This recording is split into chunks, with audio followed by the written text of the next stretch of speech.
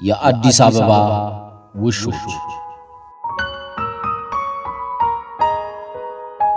ደራሲ ዳንኤል ክብረት፣ ተራኪ አማኑኤል አሻግሬ።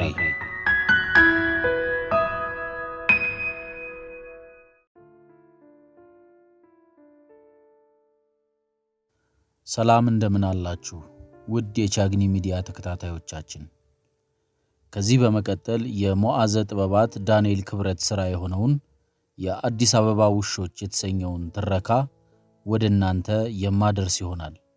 አቅራቢያችሁ አማኑኤል አሻግሬ ነኝ። ይህ ሥራ በሐምሌ 2010 ዓመተ ምህረት ላይ ለንባብ የበቃ ድንቅ መጽሐፍ ነው። ምናልባትም ትንቢታዊ መጽሐፍ ልንለው እንችላለን። የአዲስ አበባ ውሾች በሚል ርዕስ ውስጥ የተካተቱት ታሪኮች በአዲስ አበባና በዙሪያው ብሎም በሀገራችን የተከናወኑ ባህላዊ፣ ፖለቲካዊና ማህበራዊ ግንኙነቶቻችን ላይ ሂሱን ይሰነዝራል። በተለይም በዚህ ታሪክ ውስጥ የተቀነበቡ እያንዳንዷ ሐሳብ በአብዛኛው ማለት ይቻላል የተከናወኑ እውነታዎች ናቸው። ነገር ግን መጽሐፉ ልብ ወለድ ነውና እንደ ልብ ወለድነቱ እንቀበለዋለን። በእርግጥም ትንቢታዊ የሚያሰኙ በርካታ ሁነቶችን በመጽሐፉ ውስጥ እናገኛለን። ለቻግኒ ሚዲያ ተከታታዮቻችን የአዲስ አበባ ውሾች የተሰኘውን ሙሉ መጽሐፉን በትረካ መልክ እንካችሁ እላለሁ። ተከታተሉ። አመሰግናለሁ።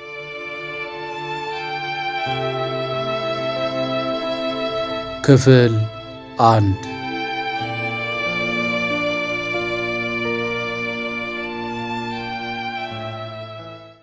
አዲስ አበባ በደሳለኝ ሆቴል ጎን ታጥፎ ወደ ቦሌ ጎዳና በሚወስደው ስላች አስፓልት አንድ ወገቡ ላይ ልብስ የለበሰ ውሻ ልቡ እስኪጠፋ ይሮጣል። ከኋላው ደግሞ መሳሪያ የታጠቁ ሁለት ፖሊሶች ድንጋይ እየወረወሩ ያባርሩታል። እነርሱ ከኋላ ሲያባርሩት በየባለስልጣናቱ ቤት በር ላይ ለጥበቃ የተቀመጡት ሌሎች ወታደሮችም ይቀባበሉታል። እርሱ ደግሞ ልቡ ከእግሩ እየፈጠነች ይፈተለካል። ወዴት እንደሚሄድ አያውቅም። በየት በኩል እንደሚሄድም አያውቅም። ብቻ ይሮጣል። እንዲህ በጎዳና ላይ በእግሩ ሲዳክር የመጀመሪያው ነው። መኪና ተመድቦለት ወንበር ተደላድሎለት ከተማዋን በክብር ሲዞራት እንዳልነበር ዛሬ ከተማዋ ራሷ ትዞርበት ጀመር። ወደ አትላስ ሆቴል የሚወስደው አስፓልት መንገድ ጋር ደረሰና ቆመ። ልትወድቅ እግሩ ስር ደርሳ የነበረችው ልቡ ወደ ሆዱ ተመለሰች። ግራና ቀኙን ሲያማትር አንድ ቀዥቃዣ መኪና ባጠገቡ አጓርቶ አለፈ። ወደ ኋላ ፈገፈገና የአንዱን ግቢ አጥር ተጠጋ። ከግቢው ውስጥ ያሉ ውሾች እንደ መብረቅ ሲጮሁበት በድንጋጤ ጎዳና ውስጥ ዘሎ ገባ። ውሻ በውሻ ላይ ከጨከነ ሰው በውሻ ላይ ቢጨክንማ ምን ይገርማል አለ በልቡ። ከቦሌ የሚመጡ መኪኖች ያለ የሌለ ጥሩምባቸውን ሲነፉበት መድረሻው ጠፋው። በየት ሊሄድ እንደሚችል ማምለጫ ሲፈልግ አንድ እግረኛ የመንገዱን ጥግ ይዞ ወደ አትላስ አቅጣጫ ሲወጣ አየው። ሲፈራ ሲተባ ቆየና መብራት ካቆማቸው መኪኖች መካከል ተስፈንጥሮ ወጥቶ ተከተለው። የሰውና የመኪና ጩኸት በሰማ ቁጥር ከካራ እንደሚመጣ የፋሲካ በሬ እየደነበረ ዳገቱን ወጣና የትራፊክ መብራቱ ጋር ቆመ። አቀርቅሮ ከነበረበት ቀና ሲል የቦሌ ሕንፃዎች ሲሰሩ የተራረፈውን ዕቃ የከመሩበት የምትመስል ከአትላስ ሆቴል ፊት ለፊት መንገድ ዳር የበቀለች አንዲት ሕንፃየ ውበትና ቅርጽ ሲታደል የሰፈሩን ሕንፃዎች ቡና ልትጠራ ሄዳ አልፏታል። ሕንፃ እንዴት መሰራት እንደሌለበት ለማስተማሪያ የተገተረች ትመስላለች። ከቤቱ ከወጣ በኋላ ለመጀመሪያ ጊዜ ፈገግ አለ። ፈገግታውን ሳይጨርስ ግን መብራት የለቀቃቸው መኪኖች ጥሩምባ ሲያሰሙ ደንግጦ ዞረ። የአዲስ አበባ መኪኖች በነዳጅ ሳይሆን በጥሩምባ የሚሰሩ ነው የሚመስሉት። በድንጋጤ ሲዞር የእርሱ ቢጤ ውሻ ፊት ለፊቱ ቆሟል። ጉስቁልቁል ያለ ቆዳው ባጥንቱ ላይ የተሰጣበት የቆሻሻ አይነቶች የሚጋልቡበት ስጋ ቅብ ውሻ። ጆካው ከየት ነው የምትመጪው? ሲያዩሽ ለምለም ትመስያለሽ አለው ስጋ ቅቡ ውሻ። አልገባውም፣ ቋንቋው አልገባውም። የውሻው ሽታ ግን አፍንጫውን ጨረገደው። የሰፊው ሕዝብ ቋንቋ አይገባሽም እንዴ? ሙስና ሰፈር ነበርሽ አይደል? ከዚህ አካባቢ የምትመጡት እኮ ሌላ ብሔረሰብ ናችሁ። የራሳችሁ ቋንቋ፣ ባህል፣ አለባበስ፣ አበላል፣ የመኖሪያ አካባቢ መልክና ቁመና አላችሁ። ፌዴሬሽኑ ለምን 89ኛ ብሔረሰብ ብሎ እንዳልመዘገባችሁ እንጃ። ራቅ ብሎ በዝምታ አየው። ባክሽ ፈታ በይ፣ ባለስልጣን ይመስል አትኮሳተሪ። ፒፕሉ የሚኖረው በምግብ ሳይሆን በሳቅና በጨዋታ ነው። ለመሆኑ ማን ትባያለሽ? እኔ ንካው እባላለሁ አለው በጅራቱ እየነካካው። ጅራቱ ይሸታል፣ ደግሞም ይሻክራል። ሉሉ እባላለሁ አለው ከቦሌ የመጣው ውሻ። ተረጋጋና ሁለት የፊት እግሩን ዘረጋ። ሁለት የኋላ እግሩንም አጥፎ አረፍ አለ። ለመሆኑ ከየት ነው የምትመጪው? አለው ንካው። ሉሉን ሲያየው ሰውነቱ ደበልበል፣ ጸጉሩ ጽድት ብሏል። ከሙስና ሰፈር አለውና ሳቀ። የማን ነበርሽ? አለው ንካው። የእንቶኔ። አሃ፣ በቀደም በሙስና ምናምን ተብሎ ታሰረ የተባለው ሰውዬ። እሱማ በሁለት እጅ የማይነሳ ባለስልጣን አይደለም እንዴ? ለምን ወጣሽ ታዲያ? አባረሩኝ። እርሱ በታሰረ በማግስቱ ውጡ ተባለን። ሚስቱና ልጆቹ ለገጣፎ ሄደው ኮንዶሚኒየም ተከራዩ አሉ። ሲያሳዝኑ ብታያቸው። እዚያ ሰፈር 20 ዓመት ነው የኖሩት። ሌላ ሰፈር አያውቁም። ሌላ ሰፈር ሲሄዱ እንኳን በሁለት መኪና ታጅበው ነው። የኢትዮጵያ ዋና ከተማ የእነርሱ ቤት ነበር የሚመስላቸው። እኔ ራሴ በመኪና ካልሆነ በቀር ወጥቼ አላቅም። እዚያ ቤት ስንት አይነት ነጋዴ ይመጣ ነበር መሰለ። ለእኔ ምግብ ሳይገዛ የሚመጣ አልነበረም። ውሻ ሲነካው የማይወደው ሁሉ እርሳቸውን ለማስደሰት እያለ ይደባብሰኛል። ውስጡ እየተጨነቀ እኔ እኮ ውሻ ይወደኛል ሲል ትሰማዋለህ። ያው እኛ ውሾች ደግሞ ሰው ሲፈራና ሲጨነቅ እናውቃለን። ያ ሁሉ ዓለም አለፈና ጋሼን ፖሊስ ይዟቸው ሄደ። በማግስቱ ቤቱን ልቀቁ ተባለ። ለቤተሰቡ የተመደቡ 3 መኪኖች ነበሩ። ዕቃቸውን እንኳን ሊወስዱላቸው አልፈለጉም። ለመጀመሪያ ጊዜ እዛ ግቢ ውስጥ ሚኒባስ ታክሲ ገባ። ሰፈሩ የባለስልጣን ሰፈር ስለሆነ ዕቃ እንኳን የሚያግዛቸው አላገኙም። በቃ ሄዱ። ሉሉ አለቀሰ። ድሮ አሳዛኝ ታሪክ ያለው ፊልም ሲያይ ነበር የሚያለቅሰው። አሁን ግን ራሱ ፊልሙን ሰራውና አለቀሰ። ለምን ይዘው አልሄዱም? አለው ንካው። ለእነርሱም መሄጃ የላቸውም እንኳን ለኔ። የልጆቻቸው ትምህርት ቤት ቦሌ ነው። የሚሄዱት ግን እኮ ለገጣፎ ነው። እዚህ እኮ ሱፐርማርኬት ገብተው ሲገዙ እንኳን ተከፍሎ አልነበረ የሚባሉት። አሁን እዚያ ማን ይከፍልላቸዋል? ሰውየው ግን ነፎ ነገር ነው እንዴ? ለምን ቤት አልገደገደም? ንካው ተገረመ። ሉሉ ትንሽ ቆይቶ ነበር ቋንቋው የገባው። ሰርቶ ነበር፣ ያከራየውም ነበር። በሙስና ነው ተብሎ ተያዘ። እስኪጣራ ገና ብዙ መከራ አለበት ባክ። ሉሉ ድንገት ቀና አለና ወደ ቦሌ መድኃኔዓለም አቅጣጫ የሚሄድ መኪና ተከትሎ እየጮህና እየዘለለ ሸመጠጠ።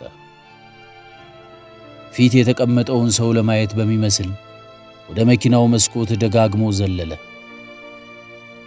መኪናው ፍጥነት ስለነበረው አልደረሰበትም። ንካው ግራ ገብቶት ያየዋል። ጆካው ብሎኑ ላላ እንዴ? ስፒዳም መኪና ይከተላል አለ ንካው አሯሯጡ ገርሞት። ሉሉ እያዘነ ተመለሰ። ነቀልሽ እንዴ ጆ አለው ንካው ደንግጦ። የኛ መኪና ነበርኩ፣ ሾፌሩን አውቀዋለሁ። ስንት ጊዜ ሄጄበታለሁ መሰለ። ቤተሰቡን የሚያመላልሰው መኪና ነው። በመስኮት በኩል ሳየው ግን ጋቢና የተቀመጠው ሰው ሌላ ነው። እኔ የምቀመጥበት ወንበር ላይ ሌላ ውሻ ተቀምጧል። ሳቀብኝ፣ ውሻው ሳቀብኝ። ጊዜ ጥሎታል ብሎ ሳቀብኝ። እርሱ ባለ ጊዜ ሆኖ ሳቀብኝ። ምንቅር አትበይ ደልቶኛል ብለሽ በሄድሽበት መንገድ ትመላለሽ የሚለውን አዚምለት ባክህ አለው ንካው። ወይ ጊዜ አለ ሉሉ። እቴጌ ጣይቱ ያሉትን አልሰማህም? የአሮጌው ቄራ ውሾች መቼም ተረት የሚችላቸው የለም። የምንዳዬ እናት ናቸው አሉ የሚተርቱላቸው። እዛ ባሻወልዴ ችሎት የነበሩ ሪጎሪ መቼዎች እኮ። ንካው ሊያጽናናው ሞከረ። ቄራ ምንድን ነው አለው ሉሉ። ስጋ የሚፈተልበት ነዋ አለው ንካው። አሃ የሱፐር ማርኬት ስም ነው አለው ሉሉ መረዳቱን ለመግለጥ ራሱን እየነቀነቀ።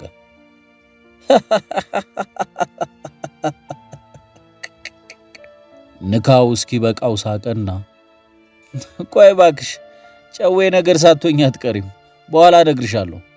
አሁን ወሬን ልጨርስ። እቴጌ ጣይቱ ከምኒልክ ቤተ መንግሥት ወጥተው ወደ እንጦጦ ማርያም ሲሄዱ ቁስቋም ደረሱ። ዘወር ብለው ከተማዋን አየዋት። ቤተ መንግሥቱ በመብራት አሸብርቋል። አብሯቸው ያለውን አሽከር አንተ ያ እሳት የመሰለው ነገር ምንድን ነው ብለው ይጠይቁታል። የእርስዎ ቤተ መንግሥት የነበረው ነዋ አላቸው። ነበር እንዲህ ቅርብ ኖሯል ለካ አሉ ይባላል። ታዲያ ቄራ ምንድን ነው አለ ሉሉ ንካው እስኪጨርስ ጠብቆ። እቴጌ ጣይቱ የሚለውን ስም ዘበኛቸው ደጋግመው ሲጠሩት ነበር የሚሰማው። የዘበኛቸው እናት ስም ነበር የሚመስለው። ቄራ አታውቅም? አላውቅም። ከብት የሚታረድበት ነዋ። እኛ ጋር እኮ በመኪና ነው ስጋ የሚመጣው። ሌላ ብሔረሰብ ናችሁ ብያለሁ እኮ። አሁን የት ነው የምንሄደው? እንዴት ነው የምንኖረው? ሉሉ በፊት የግራ እግሩን መሬቱን ፎከተው። እንኳን ለኑሮ ተጨንቆ እምሸቱንና መንጋቱን እንኳን አስቦት አያውቅም ነበር። ንካው መጨነቁን አየና፣ ባክሽ ፈታ በይ፣ የአዲስ አበባ ውሾች የሚኖሩትን ትኖሪያለሽ፣ የሚበሉትን ትበያለሽ። ይሄው ነው። ይገርማል። ያ ኑሮ፣ ያ ምቾት፣ ያ ድሎት ያልፋል ብዬ አንድም ቀን አስቤውም አላውቅም። በእርግጥ ዘበኛችን ይህም ያልፋል የሚሉት ነገር ነበራቸው። የድህነት መዝሙራቸው ነበር የሚመስለኝ። ማለፍ ራሱ ምን እንደሆነ አይገባኝም ነበር። ከጋሼ ጋር ብዙ ቤት ሄደናል። ብዙ ውሾችን አግኝቻለሁ። እናወራም ነበር። ኑራችን ተመሳሳይ ነው። ምናልባት አንዳንዶቹ ውጭ አገር ሄደው ያውቃሉ። ከዚያ የተለየ ሕይወት መኖሩን አላውቅም። እኔ አሁን ከገነት የተባረረውን አዳም ነው የሆንኩት። ዕፀ በለሱን የበሉት ግን ሌሎች ናቸው። አንተ ግን የት ነበርክ? ለምን ከሳ? ማለቴ ለምን ቆሸሽክ? ለምንስ እንደኔ ልብስ የለህም? ሉሉ ነው አደል ስምህ? የሰፊው ውሻን ኑሮ ለእናንተ ለ89ኞቹ ብሔረሰቦች ማስረዳት እንዴት ከባድ መሰለ። እኛ እናውቃችኋለን፣ ምክንያቱም ሁል ጊዜ ስለ እናንተ ይነገራል። ስለኛ የሚናገር ግን የለም። ስለዚህም እናንተ አታውቁንም። ሉሉ በኋላ የቀኝ እግሩ ፊቱን ይፎግሰዋል። አስተካከኩ የበላውን ለማስታገስ አይመስልም፣ የረሳውን ለማስታወስ እንጂ። ሕዝቡ ባለስልጣኑን ያውቃል እንጂ ባለስልጣን ሕዝቡን አያውቅም አለና ንካው ቀጠለ። ባለስልጣናት በስማቸው ሲጠሩ፣ ሕዝቡ ግን አንዳንድ ተብሎ ይጠራል። እኛ የከሳነው እናንተ እንድትወፍሩ ነው። እኛ የቆሸሽ ነው እናንተ እንድትነጹ ብለን ነው። እኛ የተራቆትነው እናንተ እንድትለብሱ ነው። አንተ ላይ የማየው ልብስ የኔ ነው። ስለኛ ኑሮ ልነግርህ አልችልም። አይገባህምና ግን ታየዋለህ፣ ትኖረዋለህ። ያኔ ትረዳዋለህ። ከባድ ሊሆንብህ እንደሚችል ይገባኛል። በሪፖርት ብቻ የሚያውቁትን ኑሮ በተግባር መኖር ይከብዳል። ድህነት ለባለስልጣን ሪፖርት ነው፣ ለሰፊው ሕዝብ ደግሞ ኑሮ ነው። አሜዚንግ አለ ሉሉ የሚሰማው አዲስ ነገር ሆኖበት። በእውቀቱ ስዩም የሚባል ገጣሚ ታውቃለህ? ንካው ጠየቀው። ጆን ላውረንስ አሽብሬን የሚባለውን ነው የማውቀው አለው ሉሉ። የቤቱ ልጆች ግጥሙን ከዲቪዲ እየሰሙ ሲያነበነቡት ትዝ አለው። በይተው ድከም ብሎኝ ነው። አንቺ እኮ ሌላ ብሔረሰብ ነሽ ብዬሻለሁ። በእውቀቱን 22 አካባቢ ምግብ ፍለጋ ስንሄድ ሸብረክ እያለ ሐሳቡና እግሩ አብረው እየተራመዱ ቡና ለመጠጣት ሲሄድ እናገኘው ነበር። ይህንን ግጥም ሲገጥም እንደ አጋጣሚ አጠገቡ ነበርኩ። በአጥንታቸውና በቆዳቸው ሲያጨበጭቡ እጆቻቸው እንደ ተያያዙ የቀሩባቸው ልጆች መንገድ ዳር ለልመና ቁጭ ብለዋል። አንድ የልኳንዳ ቤቱን ስጋ ሰርቆ በሆዱ ያዘለ የሚመስል ሰውዬ ደግሞ የእግሩን ጫማ ማየት ተስኖት ቦርጩን አቅፎ ሲሄድ አየሁ። ሁለቱን አስተያየና እንዲህ ብሎ እዚያው ዘረፈ። እልፍ ከሲታዎች ቀጥነው የሞገጉ ስጋችን የት ሄደ ብለው ሲፈልጉ በየሸንተረሩ በየጥጋጥጉ አስሰው በምድር በሰማይ አገኙት ቦርጭ ሆኖ አንድ ሰው ገላ ላይ። ይህንን ግጥም ጮክ ብሎ በቃሉ ድንገት ሲዘርፈው ያገኘናትን ስጋ ይዘን እየሮጥን ነበርና ደንግጠን ቆመን ሰማ ነው። መቼም አረሰውም። የእኛም ስጋ እናንተ ላይ ነው የሚል አደጋ የደረሰበት የውሻ ድምፅ ተሰማቸው። ወደ አትላስ ሆቴል አቅጣጫ ዞር አሉ። አንድ አንገቱ ላይ ቀይ ክር ያሰረ ቡችላ በኋላ እግሩ እያነከሰ መንገዱን በሩጫ ያቋርጣል። ደግነቱ ከኡራኤል አቅጣጫ የሚመጡትን መኪኖች መብራት ስላስቆማቸው እያለከለከ እነርሱ ጋር ደረሰ። ጀለሴ ምን ነካሽ? አለው ንካው ጅራቱን እያወዛወዘ።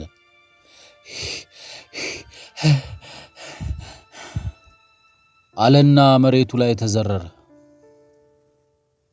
ንካው ጠጋ ብሎ ሲያሸተው በድንጋጤ እምር ብሎ ተነሳና መልሶ ንካውን አሸተተው። የሰውነቱ ጠረን እንዳላስደሰተው ያስታውቃል። ንካው ምንም አላለውም። ሉሉ ዝም ብሎ ሲያው ቆየና ጆዜ ነህ እንዴ አለው። የስ እኔ እኮ የት ነው የማውቀህ ብዬ መቼም አንተን እዚህ አላገኘህም ብዬ እኮ ነው። አሎራ የማያውቁትን ሰው በማያውቁት ቦታ ማግኘት ያስደነግጣል ሉሉ አለና አዲሱ ውሻ ተጠመጠመበት። መኪናው ደቃህ እንዴ አለው ንካው። ነካ ነው ያደረገኝ ተርፌያለሁ አለው በምላሱ የተመታ እግሩን እየላሰ በልቡ ደግሞ ደቃህ የሚለውን ቃል እያብሰለሰለ። አንተስ ቀይ የበራ ለምን መረሽክ አለው ንካው በፊት የግራ እግሩ የመንገዱን መብራት እያመለከተው። ችግር አለው እንዴ? ችግሩንማ አየሁ እኮ ቀሊጦ ሊያደርግ ነበር አለው ንካው። እኔ ሁልጊዜ በቀይ ነበር እኮ የማቋርጠው። በእሳት ታቋርጫለሽ አለ ንካው ጆሮውን እያርገፈገፈ። ሰቀጠጠው።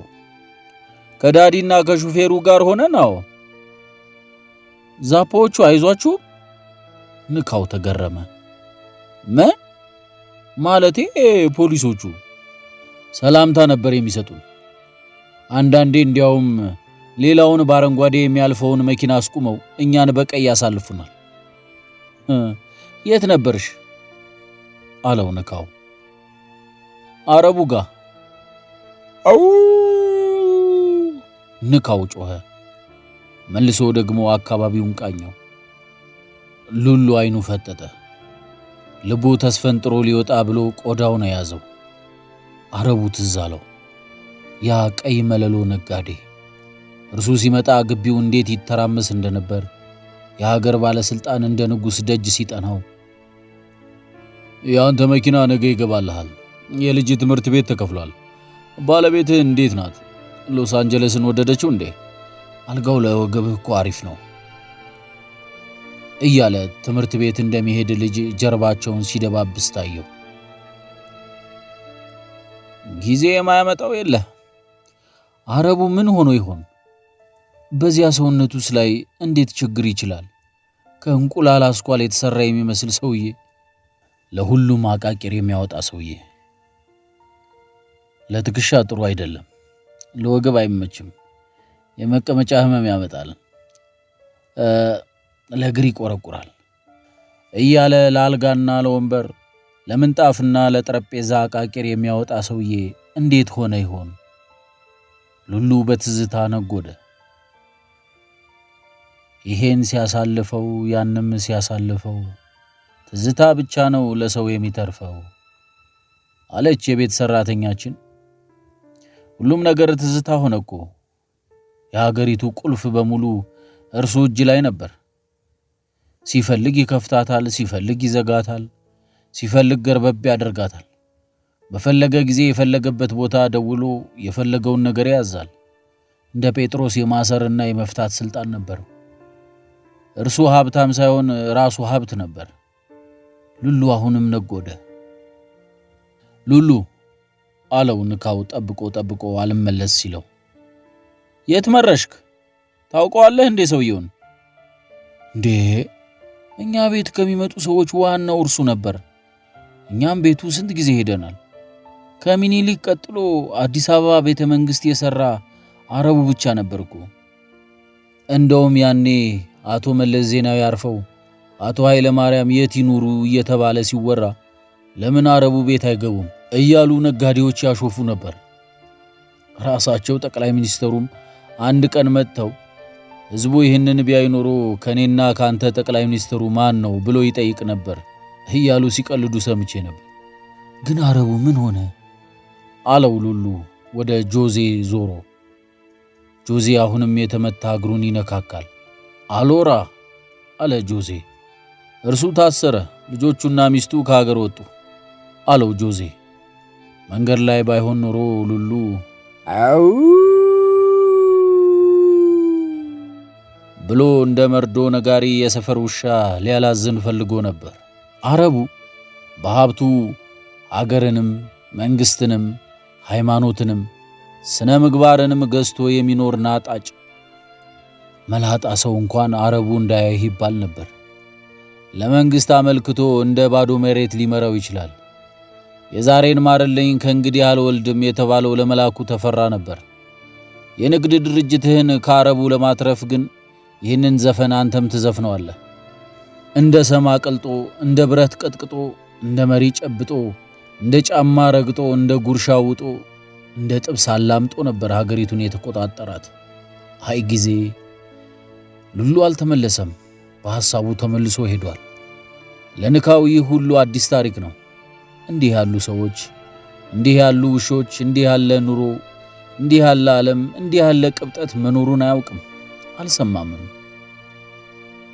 ተረት ለካ ዝም ብሎ አይፈጠርም አለ ንካው በልቡ። በተረት ውስጥ ያሉ ቤተ መንግስቶች፣ የንጉሥ ልጆች፣ የወርቅና የብር አልጋዎች፣ የእንቁና የአልማዝ ሳህኖች፣ የአበባ ምንጣፎች፣ የሐር መጋረጃዎች፣ የእንቁ ብርጭቆዎች እውነት ናቸው። ለእኛ ተረት የሆኑት ነገሮች ለካ ስላንዳንዶቹ ኑሮ ናቸው። ተረት ማለት ለካ ድሃ በህልሙ ቅቤ ሲጠጣ ነው። ኑሮ ለካ ሁለት አይነት ነው፣ በተግባርና በተረት። አንዳንዱ በተግባር ይኖረዋል፣ በተረት እንኖረዋለን። ድሃ ተረት፣ ሀብታም ህይወት ይኖረዋል። እንዴት ነው በአንዲት ከተማ ውስጥ እንዲህ ሆነን የተለያየ ነው? አንዱ አረንጓዴ ሲያልፍ ይቀጣል፣ ሌላው በቀይ እንዲያልፍ ይፈቀዳል።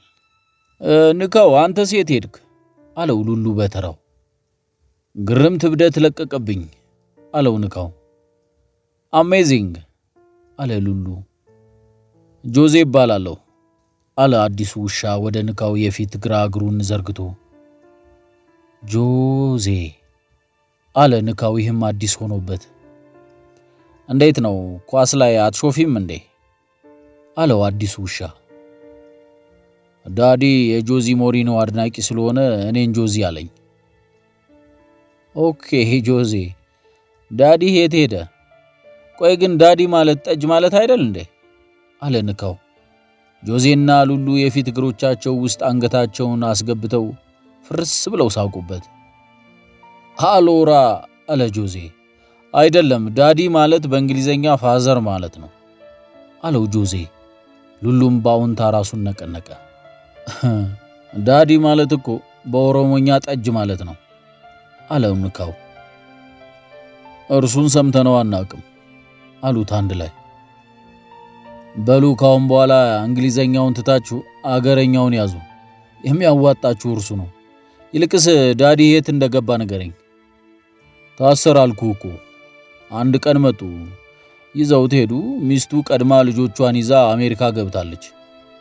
በኋላ ስንሰማ ግብር አይከፍልም፣ ያለ ንግድ ፍቃድ ይነግዳል፣ ያለ ጨረታ በትዕዛዝ ኮንትራት ይወስዳል፣ ከሶማሊያ አዲስ አበባ ያለ ቀረጥ ጭኖ ያስገባል፣ ከባንክ ያለ መያዣ ብድር ይወስዳል የሚል ነገር ተግተልትሎ መጣ። አሜዚንግ! የሚገርም እኮ አለ ሉሉ። እኛ ቤት ሲመጣ ይሄ ሁሉ ነገር ድሮም ይወራል። ከባለስልጣናቱ ጋር እንደ ጀብዱ ያወራቸዋል። እንዲያውም አንዳንዴ ስልክ ተደውሎለት ወደ ውጪ ይወጣና ሲያወራ እንሰማዋለን። አንዳንድ ባለስልጣናትም እኛ ቤት መጥተው እንዴት አብረው እንደሚሰሩ ከእርሱ ጋር ያወሩ ነበር።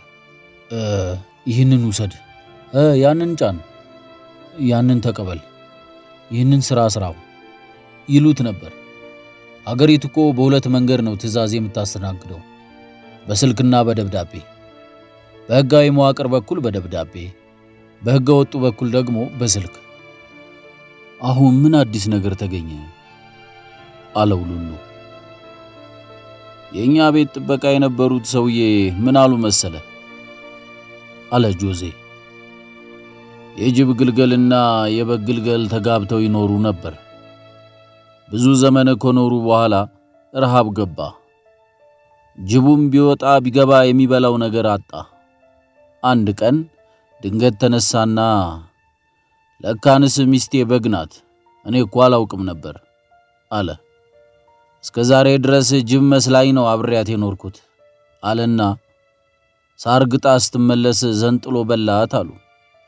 አሁንም አንዳንዶች አብረው ኖረው አንድ ጭንቅ ሲመጣ ለካስ ሚስቴ በግ ኖራለች ይላሉ ብለው ሲናገሩ ሰማው። በግ ሆነ የምትኖርበትና በግነትህ ለእርድ የሚቀርብበት ዘመን ይለያያል። አንተም ከጅብ ጋር እየኖርክ መሆኑን ትረሳዋለህ። የጊዜ ጉዳይ ነው እንጂ አንድ ቀን መበላት አይቀርልህም። አሜዚንግ አለ ሉሉ ራሱን እየነቀነቀ። አሁን ቤታችሁ ምን ሆነ? አለው ሉሉ ያ ገነት የመሰለ ግቢ ውል ውል እያለው። ታሽጓል። አንተ ለምን ተፋታ? አለው ንካው። ተፋታ የሚለው ቃል አልገባውም ጆዜን። ንካው ተረጎመለት። እኔ የተራረፈውን እየበላሁ ጥቂት ቀን መቀመጥ እችል ነበር፣ ግን የሰዎቹን ሐሜት አልቻልኩትም። መልአክ ነው ሲሉት የነበረውን ሰው በአንድ ጊዜ ተገልብጠው ሰይጣን አደረጉት። አንዳንዱ እኔ ድሮም አላማረኝም ነበር ይላል። አንዳንዱ ለካስ እንዲህ ኖሯል ብሎ ይደነቃል። አንዳንዱ ደግሞ የታባቱ ደግ አረጉ ይሄ ሌባ ይለዋል። አንዳንዱ ሰውን ማመን ቀብሮ ነው ብሎ ይተርታል። ምኑ ቅጡ? ያነገሱት ሁሉ አወረዱት፣ የካቡት ሁሉ ናዱት። ይህንን እየሰማሁ መኖር ዘገነነኝና ጥዬ ወጣሁ። ሲያፋድስልህ የነበረ ሁሉ ጣቱን ሲጠቁምብህ ማየት ያስጠላሃል። በሰዎች ዓለም ውስጥ ማጣትን መሸከም ሞትን ከመሸከም የበለጠ ይከብዳል። ስትሞት ቀባሪ አታጣም፣ ስታጣ ግን አክባሪ አታገኝም። ጆዜ ጆሮ በሐዘን ወደቀ። አሁን ምንድነው የምንሆነው? አለ ሉሉ። ቁጥር ትሆናላችሁ አለው ንካው። ምን? አለ ጆዜ። ቁጥር ትሆናላችሁ።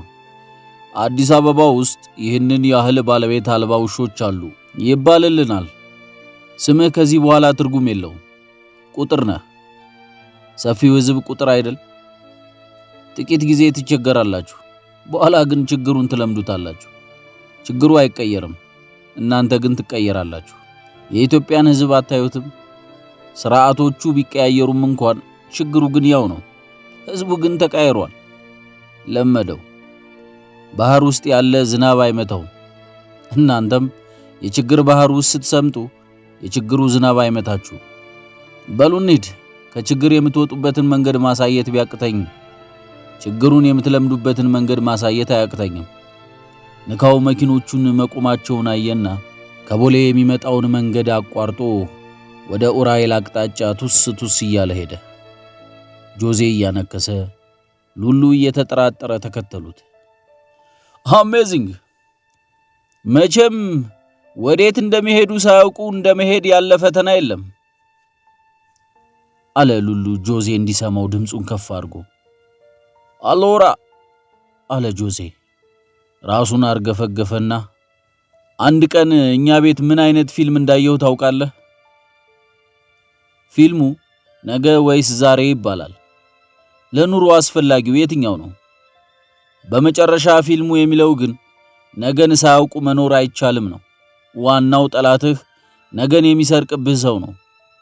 የዛሬን ኳትነህ ነገ እንዲህ አደርጋለሁ፣ እዚህ ቦታ እሄዳለሁ፣ ይህንን እሰራለሁ፣ ያንን አገኛለሁ ሳትል እንደመኖር እንዲህ ያለ ቅጣት የለም። እስር ቤት ማለት እኮ ሰዎችን ነገን የሚነጥቁበት ቦታ ማለት ነው። እስር ቤት ውስጥ ያለው ትናንትናና ዛሬ ብቻ ነው።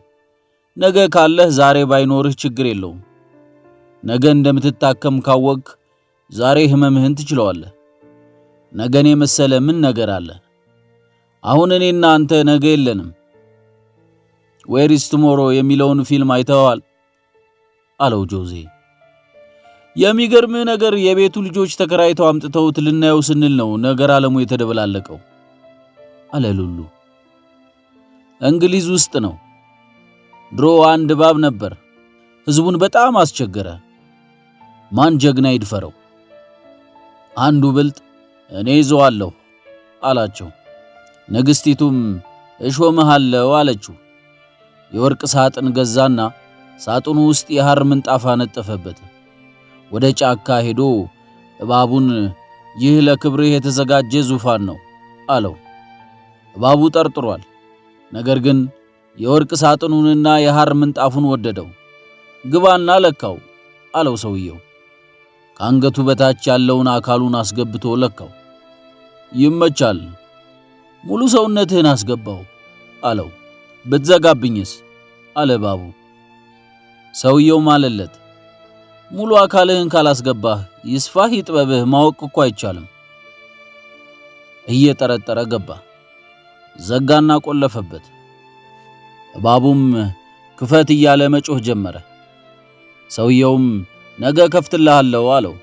ከዚያም ወስዶ በፈረንሳይና በእንግሊዝ መካከል ባለው የእንግሊዝ ባህር ውስጥ ጣለው።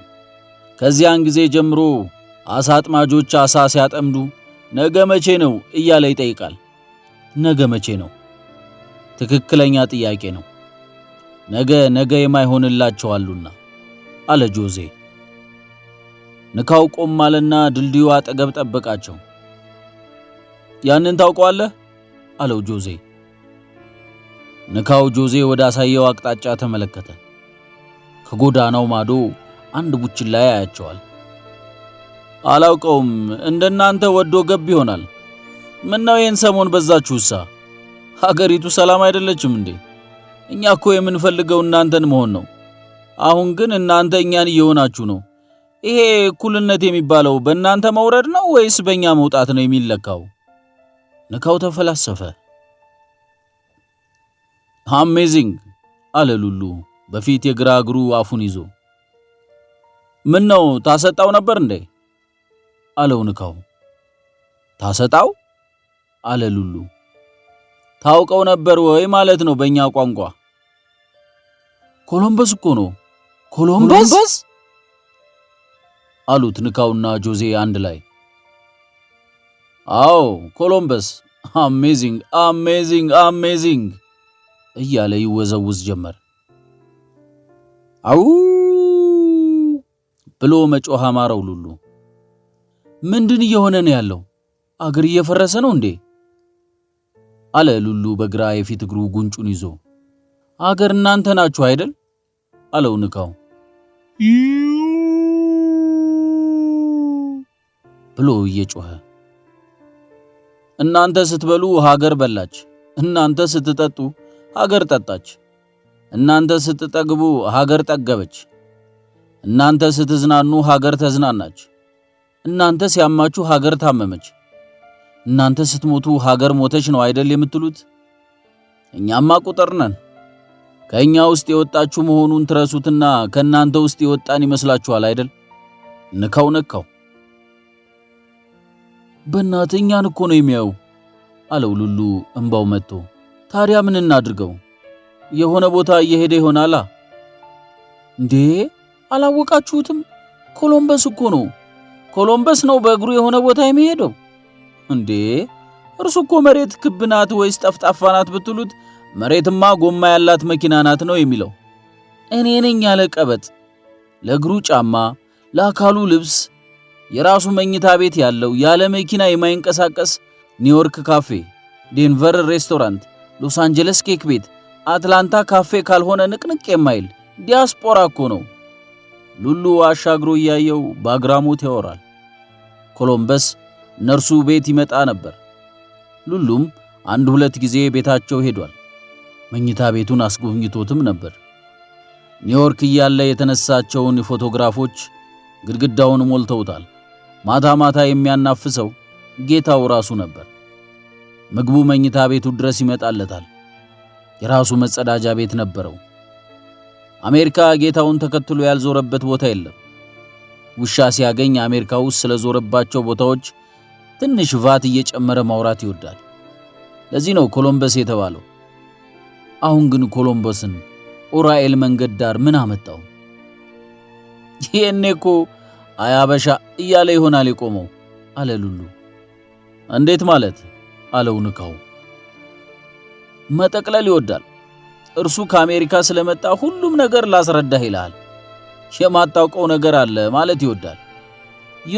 ብሎ ከጀመረማ አለቀልህ። አሁን ለምሳሌ ስለ አንተ ባወራው ባያውቅህም አይ ኖው ነው የሚለው። እኔ እኮ ግርም የሚለኝ እዚህ አሜሪካ ደርሰው የሚመጡ ሁሉ ለምንድነው ግን ሸጌ የሚሆኑት? አለ ንካው። ሸጌ ደግሞ ምንድነው? አለ ጆዜ። መካሪ ዘካሪ ይሆናሉ አለው ንካው። በስንት ቀን አንድ ቀን ያውም ሸማቾች ጋር ተሰልፎ ስኳር የሚገዛውን ሰው ስኳር እኮ መተው አለብህ ይሉታል። መጀመሪያ ስኳር ታገኛለህ ወይስ አታገኝም ብሎ መጠየቅ አይቀድምም? ከዚያ ደግሞ ቸግሮት ጥቁር ጤፍ ሲበላ የነበረው ሁሉ አሜሪካ ደርሶ ሲመጣ ብራውን ጤፍ ብላ ይላል። እድሜ ልኩን በእግሩ ሲሄድ የኖረ ዘመዱን ወክ ማድረግ አለብህ ብሎ ይመክረዋል። ከጉልት ገዝቶ ሲበላ ያየው ኦርጋኒክ መመገብ ጥሩ ነው ይላል። ውሃ ለሊት ተነስቶ ይቀዳ ይመስል በቀን 3 ሊትር ውሃ ጠጡ ይላል። እንዲህ አትብሉ፣ እንዲህ አትጠጡ፣ እንዲህ ተራመዱ፣ እንዲህ ተኙ፣ እንዲህ ልበሱ። ኮሎምበስ እኮ ህልም ስታወራው እንደርሱ አይነት ህልም ግን ለጤና ጥሩ አይደለም፣ ኦርጋኒክ ህልም ብታይ ጥሩ ነው ብሎ ይመክራል። እዛ አሜሪካ የሚባል ሀገር እኮ ጉደኛ ነው።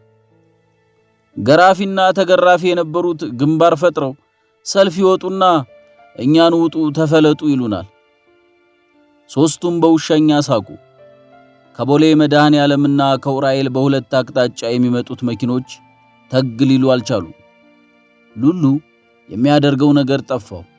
አሻግሮ ኮሎምበስን ሲያይ ኮሎምበስ የለም። ሉሉ ደነገጠ። ንካው ኮሎምበስ የት ሄደ? አለው ሉሉ። ንካው ሳቁን ጨርሶ ቀና ሲል እውነትም የለም።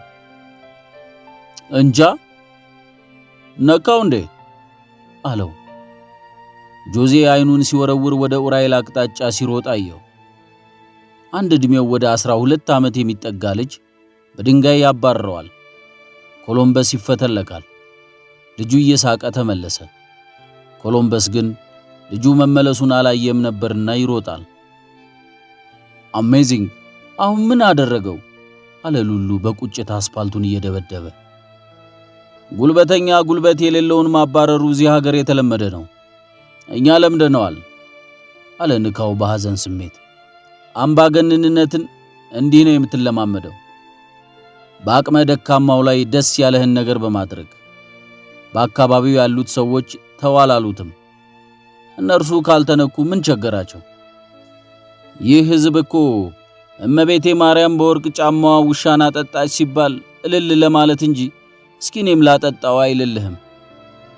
አንድ ጎረምሳ አንድን ምስኪን ውሻ ከመሬት ተነስቶ ሲያባረው ተው የሚለው ቢኖር ኖሮ ከመሬት ተነስቶ የሚያባረርህ ፖሊስ አይፈጠርብህም ነበር። ንካው በድፍረት መንገዱን አቋርጦ ወደ ኡራኤል አቅጣጫ ሄደ። በተጨናነቀ ትራፊክ መካከል ማቋረጡን ለምዶታል። ቀና ብሎ ሲያየው ኮሎምበስ ከዓይኑ ተሰውሯል። ሉሉና ጆዜ ምን እንደሚሆኑ ግራ ገባቸው። ባለማቋረጥ የሚያልፉትን መኪኖች እንዴት ይሻገሯቸዋል? ተሻግረውስ ወዴት ይሄዱ? አዲስ አበባ በባለስልጣን መኪናና በእግር ሲሄዱባት ትለያያለች። ምን ይሻለናል አለው ሉሉ። ዳይ እናቋርጥና እንሂድ አለው ጆዜ። የት ብለን? እንጃ ብቻ ንካውን እንከተለው። ወዴት ነው እርሱ የሄደው? ወደፊት ነዋ። ጆዜ ሰላም ነው አለ ሉሉ መልሱ ገርሞት። ሉሉ ከእንግዲህ ወደፊት ብቻ ነው መሄድ የምንችለው። ኑሯችን በእድል ላይ የተመሰረተ ነው። አልተዘጋጀንበትም። ድንገት ነው መከራ ላይ ወደቅ ነው። ይሄ ቤታችን ዘበኛ መከራ ሲመጣ አይነግርም ባዋጂ፣ ሲገሰግስ አድሮ ቀን ይጥላል እንጂ ይሉ ነበር። ዛሬ ነው የገባኝ። ይህ ይመጣል ብሎ ማን አሰበ? ስትጠግብ ረሃብን፣ ስትድን መታመምን፣ ስትከብር መዋረድን፣ ስትወጣ መውረድን መርሳት ነገን ማበላሸት መሆኑን አሁን ነው የገባኝ። ስትወጣ መውረድን መርሳት ነገህን ማበላሸት መሆኑን አሁን ነው የገባኝ። እኒህ ዘበኛ ሁለት ውሾች አሉኝ የማሳድጋቸው፣ አንዱ መቻልና ሌላው መተው ናቸው ይሉ ነበር። ከእንግዲህ መቻልና መተው ብቻ ናቸው የሚያዋጡን። ያለፈውን ነገር ሁሉ መተው አለብን፣ የሚመጣውን ሁሉ ደግሞ መቻል። ተነስ እንደምንም ብለን እናቋርጥ። ይህን ብሎ ጆዜ ወደ መንገዱ ዳር ተጠጋ። ነገር ግን ልቡ እንዳፉ አልሆነለትም። ሉሉ ጆዜም እንደ ንካው እንዳይጠፋበት ስለፈራ ተከተለው። መንገዱ ዳር ሆነው ግራ ግራቸውን ሲያዩ መኪኖች ተጋሉላቸው። የፈረስ ውድድር የሚያደርጉ ይመስል ሽምጥ ጋለቡ። የመንገዱ አቋራጭ ላይ ሲደርሱ ከሁለተኛው ማዶ ኮሎምበስን ያባረረውን ልጅ አዩት። ልጁ ጎንበስ ብሎ ድንጋይ ይፈልግ ጀመር። ከአትላስ የሚመጡት መኪኖች እየበረሩ ወደ ኡራኤል አቅጣጫ ያልፋሉ። ሉሉ አለው ጆዜ፣ እንሻገር፣ ቀስ ብለን የመንገዱን ጠርዝ ይዘን እንሂድ። ችግር በብልሃት እንጂ በፍርሃት አይወገድም። ዘበኛችን አንድ ድንጋይ ሁለት ጊዜ እግርህን ከመታህ ድንጋዩ አንተ ነህ ይሉ ነበር። ይህ ልጅ ሁለት ጊዜ እንዲመታን መፍቀድ የለብንም። ፊት ለፊት እንዳንጋፈጠው ደግሞ ያ ሁሉ ሰው ይነሳብናል። ከማያሸንፉት ጠላት ጋር ሳይዘጋጁ ፊት ለፊት መግጠም ጀግንነት ሳይሆን ጀብደኝነት ነው። ጠላትህን ለማሸነፍ አቅም፣ ጊዜና ሁኔታ መተባበር አለባቸው። አሁን ግን ሶስቱም የሉንም። ስለዚህ ና ሳትፈራ ጠርዟን ይዘን ቀስ ብለን እንሂድ። ጆዜ ቱስ ቱስ እያለ የመንገዱን ጠርዝ ይዞ ወደ ኡራኤል አቅጣጫ መሄድ ሲጀምር ሉሉ ተከተለው። ከኋላ የሚመጡት መኪኖች አልፎ አልፎ ጥሩምባቸውን ያንባርቁባቸዋል። የጥሩምባው ጩኸት ግን ለዝሆን እንጂ ለውሻ የሚነፋ አይመስልም። ምን አደረግናቸው? አለ ሉሉ በልቡ። እኛ ለራሳችን ምስኪኖች ነን፣ አግኝተን ያጣን። እኛም በዘመናችን እንዲህ ነበርን እኮ። አትበይ ዘለል ዘለል፣ አትበይ ፈንጠር ፈንጠር፣ እኛም በጊዜያችን እንዲህ አድርጎን ነበር ትል ነበር የኛ ቤት ሰራተኛ። እንዲህ ያለ ነገር ገጥሟት መሆን አለበት። እናትና አባቷ እንደምንም ጥርሳቸውን ነክሰው እስከ ኮሌጅ አስተማሯት። ኮሌጅ ስትገባ የምትፈልገውን የነርስነት ትምህርት መማር አልቻለችም። የተመደበችበት ኮሌጅ ለዚያ የሚሆን አይደለም። አንትሮፖሎጂ ተማረች። ስትመረቅ ግን ስራ አጣች። ተደራጁና ስሩ ተባሉ። ተደራጁ። አንትሮፖሎጂ ተምሮ ብሎኬት መስራት አልሆነላቸውም። ገንዘቡን እየበሉ አስቸገሯቸው። ሲጨንቃት ከሰፈሯ ጠፍታ አዲስ አበባ መጥታ ሰው ቤት ተቀጠረች። ጥሩ ሰው ነበረች፣ ለሰው የምታዝን። ለሰው ብቻ ሳይሆን ለእንስሳም ታዝን ነበር። እናትና አባቷ ስራ መስራቷን እንጂ የት እንደምትሰራ አያውቁም። በየጊዜው ገንዘብ ትልክላቸዋለች። ትርፍ ጊዜ ስታገኝ መጽሐፍ ታነባለች። ከእርሷ ጋር ተምረው እርሷ ያገኘችውን ሥራ እንኳን ያላገኙ ጓደኞቿ ቤት ይመጡ ነበር። ተማሩ እንጂ አላወቁም፣ ተመረቁ እንጂ አልሰለጠኑም። በአንድ በኩል በእርሷ ይቀናሉ፣ በሌላ በኩል ደግሞ የቀኑበት ነገር እንዳይታወቅባቸው ያፍራሉ። ዝቅ ብሎ ከመስራት ከፍ ብሎ መኩራትን ይመርጣሉ። እርሷ ግን ከነርሱ ትሻላለች። ወይ ባህሉ ወይ ስራዋ ቢቀየርላት ጥሩ ነበር። ባህሉ ቢቀየር እዚህም ጥሩ ደሞዝ ነበር የሚከፈላት። ስራዋ ቢቀየርላት ደግሞ ድምጿን አውጥታ ደረቷን ነፍታ እዚህ ቦታ ሰራለሁ ትል ነበር። ሉሉ ይህንን እያምሰለሰለ ጆዜን ሲከተል አንድ ባለ ቪኤት መኪና ግራ እጁን በመስኮት አወጣና ግማሽ ውሃ በያዘ የውሃ ላስቲክ ጀርባውን ወገረው። ላስቲኩ ትልቅ ስለነበር አመመው። ጆዜ ሲቃውን ሰምቶ ዞር አለ። ሉሉ አሜዚንግ እያለ በምላሱ ያመመውን ቦታ ለማከክ ይንጠራራል። ሉሉ የሆነውን ሲነግረው ጆዜ አዘነ። ሉሉ እድል ከተሰጠው ሁሉም ሰው አምባገነን ነው። የሚቀጠቅጠው ይፈልጋል። ሰውን መቀጥቀጥ ካቃተውም እኛን ይቀጠቅጣል። እኛን ካቃተው ደግሞ አትክልቱን ቻለው። ሁኔታዎች እስኪፈቅዱ ድረስ ቻለው። ወይ ነገሮች ይቀየራሉ ወይ እኛ እንቀየራለን።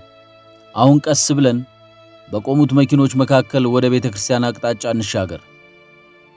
ጆዜ ሉሉን ዞር ብሎ እያየ በእግረኛ ማቋረጫው በኩል ወደ ቤተክርስቲያኑ አቅጣጫ ተሻገሩ። መኪኖቹ የእግረኛ ማቋረጫውን አክብረው እንዴት እንደቆሙ ገረማቸው። ከተሻገሩ በኋላ ዘወር ሲሉ ግን አንድ ቡትቶ የለበሰና ድንጋይ የተሸከመ ሰው እነርሱ እስኪሻገሩ ድረስ በመካከል ገብቶ አስቁሞላቸው አዩት። አሜዚንግ! ችግርን የሚያውቅ ለችግረኛ ያዝናል አለ ሉሉ እያቃሰተ። አሎራ ኢትዮጵያ ውስጥ ሀብት ከሚያቀራርበው በላይ ድህነት ያቀራርባል ማለት ነው አለ ጆዜ። እኛ ኢትዮጵያውያን ሁላችን ከባዶ አቁማዳ ነው የሚዛቅ ፍቅራችን ብሏል አንድ ደበበ ሰይፉ የሚባል ባለቅኔ ይሉ ነበር ዘበኛችን አለ ሉሉ። እሺ አሁን የት እንሂድ? ጆዜ ነበር የጠየቀው። እስኪ ውስጥ ገብተን እንጸልይ። ጆዜ ወደ ዑራኤል ቤተክርስቲያን ገባ። ሉሉም ተከተለው። ሉሉ የባነነው የጆዜን የህመም ድምጽ ሲሰማ ነበር። የደብሩ ዘበኛ ጆዜን በመቋሚያቸው ያበራዩታል። ጆዜ እየጮኸ መሄጃ መንገድ፣ መደበቂያ ጉድጓድ ይፈልጋል። በሄደበት አቅጣጫ ሁሉ የሚያዩት ያገኙትን ነገር እያነሱ ላዩ ላይ ያሳርፋሉ። ወደ አንደኛው በር በኩል ሲመጣ ከውጭ የሚገቡትን ምዕመናን ቤተክርስቲያኑን መሳለም ትተው ጆዜን ማባረር ጀመሩ። የት ይግባ? ሞቱ የቀረበ መሰለው። ድንገት አንድ ጥቁር ፓጃሮ መኪና ወደ ግቢው ሲገባ ዘበኞቹም ካህናቱም ሽማግሌዎቹም ጆዜን ማባረር ትተው ወደ መኪናው በፍጥነት ተሰባሰቡ። አንድ ከትከሻው ቆለል ከሆዱ ገፋ ከጉንጩ ጠልጠል ያለ ሰውዬ ወረደ። ጆዜ ፈጠናልና መኪናው በገባበት በር በኩል ፈትለክ ብሎ ወጣ። መጠለያው ውስጥ ተደብቆ የነበረው ሉሉ ግራ ቀኙን ቃኘና ተከተለው። ጆዜ በሩን እንዳለፈ ወደ ቀኙ ታጠፈና የቤተክርስቲያኑ አጥር ጥግ ተዘርግቶ ወደቀ። ወንድሜን የሚል ድምጽ ከመንገዱ ዳር ተሰማ። ሉሉ ዞር ሲል ንካውና ኮሎምበስን አያቸው። ሉሉ በደስታና በሐዘን መካከል ቆመ። ንካው መንገደኞቹን ሳይፈራ በመካከላቸው እያለፈ ጆዜ የወደቀበት ቦታ ደረሰ። ጆዜ ትንፋሹ ቁርጥ ቁርጥ ይላል፣ ያቃስታል። ሰውነቱ ሰንበር በሰንበር ሆኗል። በአካባቢው የውሾች በድንገት መሰባሰብ የመንገደኛውን ትኩረት ሳበው። ንካው ጆዜን በጥርሱ አነሳውና አንጠለጠለው። ተከተሉኝ የሚል ምልክት አሳያቸውና ወደ ዋናው መንገድ አቅጣጫ ሮጠ። ቀጥሎም ወደ 22 ወደሚወስደው አቅጣጫ በኡራኤል ሱቆች በኩል ታጠፈ። ሉሉና ኮሎምበስ ንካውን ተከተሉት። ገጥሟቸው በማያውቀው የእግረኛውና የመኪናው ሁካታ ሲደናበሩ ከኋላቸው የተወረወረ አንድ ድንጋይ ኮሎምበስ ጫንቃ ላይ አረፈ። ፕሮብሌምስ ካምስ ኢን ስሪ አለ ኮሎምበስ እያቃሰተ። አሜዚንግ ነው። አሁንም ዲያስፖራነትህን አልተውከውም አለው ሉሉ። ንካው ጆዜን አንጠልጥሎ በኡራኤል ጀርባ ወዳለው ወንዝ ወረደ። እነርሱም ተከተሉት። ሉሉና ኮሎምበስ ሽታውን አልቻሉትም። ሉሉ እንዲያውም አስታወቀው። ኮሎምበስም እየተናነቀው ነው። ሽታው እየባሰ ሲሄድ ጆዜንም አስታወቀው። ያን ጊዜ ነቃ። ተመስገን አለ ንካው። ለምን እዚህ አመጣህን? አለው ኮሎምበስ። ሰላም ፍለጋ አለ ንካው። ሽታው አለ ሉሉ በፊት የቀኝ እግሩ አፍንጫውን ይዞ። መምረጥ ነው ከዱላና ከሽታ አለ ንካው። ጆዜ እንዴት ነህ? አለው ንካው። ጆዜ አንገቱን ወዘወዘ። ተርፋል እንዲያውም። ቆይ ግን እናንተ ቤተ ክርስቲያን ውስጥ ምን ቆርጧችሁ ገባችሁ? አለ ንካው በቁጣ። እንዴት በሚል ስሜት ጆዜና ሉሉ አዩት። ቤተ ክርስቲያን የገባችሁ ውሻ ሲባል አልሰማችሁ? ውሻ እኮ ቤተ ክርስቲያን አይገባም። ለምን? አሉት ሉሉ፣ ጆዜና ኮሎምበስ። በቃ አይገባም አለ ንካው። ቆይ እዚያ ከቆሙት ሰዎች የኛ ኃጢአት ይብሳል እንዴ? አለ ሉሉ። ይኸውልህ ወዳጄ፣ እመቤቴ ማርያም ለውሻ እንዳጠጣች የአልዓዛርን ቁስል ውሾች እንደላሱለት የገብረ ክርስቶስ ወዳጆች ውሻ እንደነበሩ የሚማረው ምዕመን ውሻ ሲያይ ግን ድንጋይ ያነሳል። ይማራል እንጂ አይለወጥም። ቆይ ግን ያ ወፍራሙ ሰውዬ ምንድን ነው? ኡራኤል ማለት እርሱ ነው እንዴ? አለ ሉሉ። ንካው ጸጉሩ እስኪበን ድረስ ሳቀ። ጸዴቅስ ነሽ ባክሽ፣ እርሱ እኮ በኡራኤል ዙሪያ ያለውን ሕንፃ በርካሽ የተከራየው ሰውዬ ነው። ሰውነቱን ስታዩት ጾም የነካው አይመስልም። መኪና ይዞ የመጣ ሳይሆን ታቦት ይዞ የመጣ ነበር የሚመስለው። ያ ሁሉ ሰው እጁን ሊስም ነው የከበበው። ብር የተጨበጠበት እጅ እኮ ይሳማል። ሕይወቱን ግን አትጠይቁኝ። ለእነርሱ የተፈቀደ ግቢ ነው ለእናንተ የተከለከለው። አሜዚንግ አለ ሉሉ። ሀብት፣ ዘርና ስልጣን ኃጢአትህን ይሸፍንልሃል፣ ድህነት ደግሞ ኃጢአትህን ያጋልጥብሃል ማለት ይሄ ነው። ሼም ጠፍቷል ጀለሴ። እነዚህን ሰዎች የሚወቅሳቸው የሚመክራቸውና የሚያርማቸው የለም። ድሃ ስትሆን ግን ስለ አንተ ኃጢአት ሁሉም ይረባረባል። ከሴተኛ ዳሪዎች ጋር አድሮ የሚመጣውን ባለሀብት ማን ይከለክለዋል? ሴተኛ ዳሪዋን ግን ማንም አያስጠጋትም። ለምን? ድሃ ስለሆነች። ክርስቶስ ያባረራቸውን ሻጮችና ለዋጮች ሕንፃ እየሰራ በቤተ ክርስቲያን ዙሪያ መልሶ ማን እንደሰበሰባቸው ሳስብ አሜዚንግ ይሆንብኛል። ቤተ ክርስቲያን ለድሆች ማደሪያና መመገቢያ፣ ለአረጋውያን መጦሪያ፣ ለድሃ ተማሪዎች መማሪያ፣ ለአቅመ ደካማ ህሙማን መታከሚያ መቼ ነው የምትሰራው? ይገርማል አለ ሉሉ። ጆዜ ዝም ብሎ ይሰማቸዋል። በአጸድ ይከበቡ የነበሩ አድባራት ሁሉ በሱቅ እየተከበቡ ነው።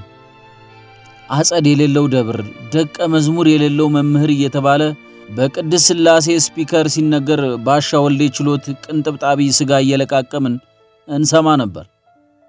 ዛሬ ግን መምህሩም ደቀ መዝሙሩም ደብሩም አጸዱም የሉም። አትክልት ተራና ዕቃ ተራ ሆኗል የአድባራቱ አጸድ። ይህም ደግሞ በጉቦ በዘመድ በጥቅማ ጥቅም የተያዘ ነው። ከባዱ በደል በቤተ ክርስቲያን ዙሪያ ሆኗል የሚሰራው። ውሃ ቢያንቅ በምን ይውጡታል፣ ምላጭ ቢያብጥ በምን ይበጡታል ይሉ ነበር የምንዳዬ እናት ለልማት ሳይነሱ በፊት። ግን ከተማው እንደዚህ ነው ማለት ነው አለ ጆዜ። ፍሬንዶች ወደፊት በደንብ ትባንኑታላችሁ። አሁን ምስኪኖቹ ቤት የላቸውም።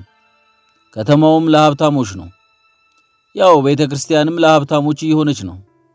አራዳ ጊዮርጊስ በማታ ሲጸለይ ከምሰማው ሁሉ ደስ የሚለኝ ጸሎት አምላከ ነዳያን ናዛዜ ሐዙናን ወተስፋ ቅቡፃን የሚለውን ነበር። አንድ መምህር አንድ ጊዜ ሲያስተምሩ የድሆች አምላክ ያዘኑትን አጽናኝ ተስፋ ላጡ ተስፋ ነህ ማለት ነው አሉን። አሁን ትርጉሙ እንደዚያው መሆኑን እጠራጠራለሁ። በአዲሱ እትም ሳይሻሻል አይቀርም አለ ንካው። ሉሉና ጆዜ በግርምት ነው የሚመለከቱት። ወደ ሌላ ዓለም የመጡ መሰላቸው። የንካው ቋንቋ በግማሽ ነው የሚገባቸው። አንዳንዱን ጭራሽ ሰምተውትም አያውቁም። እስኪ ይታያችሁ፣ ቤተ ክርስቲያን ሊስም የመጣ ሰው እንደዚህ ያለ ጭካኔ ከየት አመጣው? ማባረርስ ከተፈለገ ማስፈራራት አይበቃም? ያ ባለጸጋ መጥቶ ባይገላግልህ እኮ ገለውህ ነበር። መግደል ይፈቀዳል ማለት ነው? ምን አደረካቸው? እነርሱ ቤተ ክርስቲያን ውስጥ ገቡ እንጂ ቤተ ክርስቲያን እነርሱ ውስጥ አልገባችም ማለት ነው። አየህ፣ አንተ ውሃው ውስጥ ስትሆን ትዋኛለህ። ውሃው አንተ ውስጥ ሲሆን ግን ትጠጣዋለህ።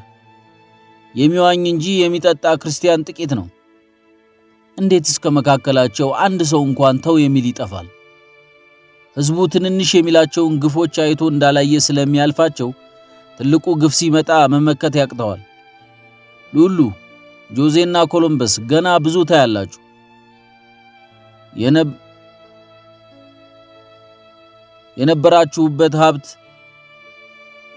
የነበራችሁበት ሀብትና ሕይወት ሌላ ዓለም ነው። እኛ ሀገር ሀብታምነት ሌላ ፕላኔት ውስጥ መኖር ነው። ድህነት ደግሞ ሌላ ፕላኔት። ቻሉት እንግዲህ። ንካው አለቀሰ። ሁሉም በምላሳቸው አባበሉት። አሜሪካ ግን እኮ ይፈቀዳል አለ ኮሎምበስ። እዚያ አሜዚንግ ሀገርማ ምን የማይፈቀድ ነገር አለ አለው ሉሉ። ዶግስ ፍሬንድሊ ቸርችስ የሚባሉ አሉ። እና ሄዳችሁ ምን ታደርጋላችሁ አለው ጆዜ። ሰርቪስ እንካፈላለን። በል የእናንተም በዛ የኛም በዛ አለ ሉሉ። አንዲት ውሻ አቃቢቷ የሰሩትን መስዋዕት ነጥቃ ወስዳ ነው አሉ መግባት የተከለከለው አለ ንካው ከለቅሶው ተመልሶ እየሳቀ። አሎራ፣ አንድ ውሻ ባጠፋው ሁሉም ውሻ መቀጣት አለበት እንዴ? ጆዜ ጠየቀ። ሰው ስንት ነገር ከቤተ ክርስቲያን መንትፎ ያውቃል። ራሱ ክርስቶስን የሸጠውና የሰቀለው ሰው አይደል እንዴ? ለምን ሰው አይከለከልም? አለ ንካው። ዝም አትላቸው አለ ሉሉ። እንዲያውም እኮ የእግዚአብሔርን ያህል ሰውን ያከበረ የሰውንም ያህል እግዚአብሔርን የናቀ ፍጡር የለም ይባላል። ባክህ በደካማ ላይ መፍረድ ቀላል ስለሆነ ነው። ደካማ በወንክ ቁጥር ማንም ላንተ አይቆምልህም። የማጥቂያ መሳሪያም የማጥቂያ ተረትም ይሰራልሃል። አይጥ በበላ ዳዋ ተመታ የተባለው እኮ ለዚህ ነው አለ ንካው።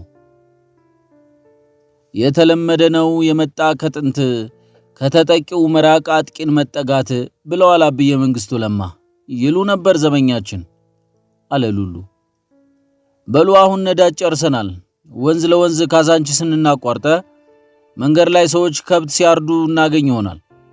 እዚህ ሀገር ግማሹ ከብት ቄራ፣ ግማሹ ከብት ደግሞ ወንዝ ዳር ነው የሚታረደው። ሕገወጥነት ባይኖር እኛ እንዴት እንኖር ነበር? ንካው ወንዙን ተከትሎ ቱስ ቱስ ሲል ሽታውን እየተመረሩ ተከተሉት። አሳይ ነው ግብር ምናምን ስለሚበዛባቸው ነው አለ ኮሎምበስ። ባክህ አንዳንድ ጊዜ እነርሱም ያበዙታል ብለዋል የኛ ዘበኛ። አንድ ቀን አንዱ እዚያ ግቢ ሲያማርር ሰምተው አለው ሉሉ። እጅና አንገቱን በወርቅ ሸልሞ ግብር እንዲያስቀንሱለት እኛ ቤት መጣ።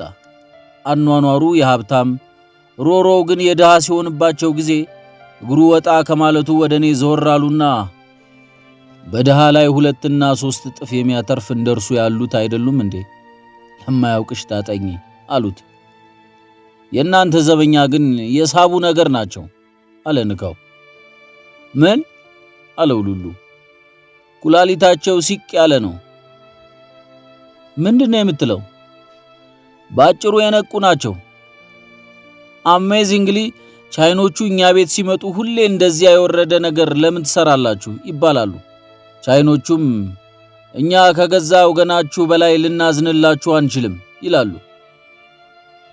አንድን ጫማ የ400 ብርም የ4 ብርም አድርገን መስራት እንችላለን። የእናንተ ሰዎች ግን ባለ 4 ብሩን ያዛሉ። ለእናንተ ግን በባለ 400 ብር ጫማ ዋጋ ይሸጣሉ። ያንዱ ነጋዴ ዕቃ ከጉምሩክ እንዳይወጣ ጉቦ ሰጥተው እነርሱ ያመጡትን በውድ ዋጋ የሚቸበችቡ፣ ደስ ይላቸው ደግሞ ከዋጋ በታች ሰብረው በኪሳራ የሚያባርሩ፣ የተበላሸ ምግብና መድኃኒት ለገዛ ወገናቸው የሚያከፋፍሉ። ኧረ ተወኝ እባክህ። ቢያዝኑ አዛኝ ልክላቸው ነበር። ቆይ ግን እናንተ ቤት ነፍ ቼቼላ ሲንጋጋ ነው እንደ የሚውለው? ጠየቀ ንካው። ሉሉ ቼቼላ ባይገባውም ሌላው ገብቶታል። እኛ ቤት እነንቶኔም እነንተናም ይመጣሉ አላቸው ሉሉ። ኮሎምበስ የቀኝ ጆሮን በኋላ ቀኝ እግሩ ኮረኮረና አሎራ ነው እንቶኔና እንትና ምን ማለት ነው? ዛት ኢዝ ሪዲኩለስ አለው።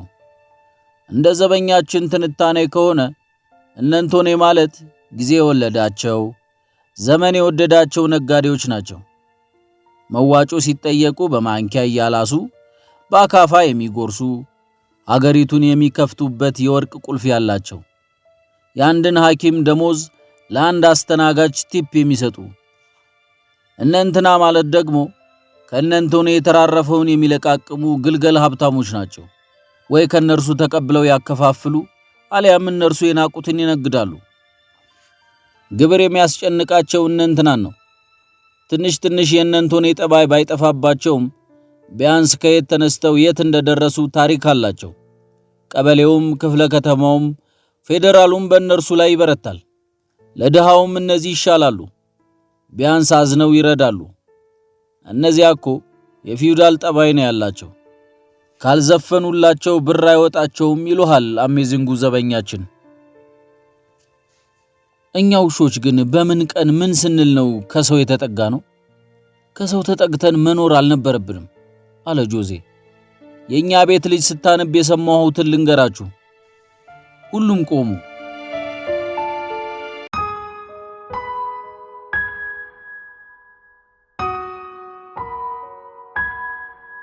የአዲስ አበባ ውሾች።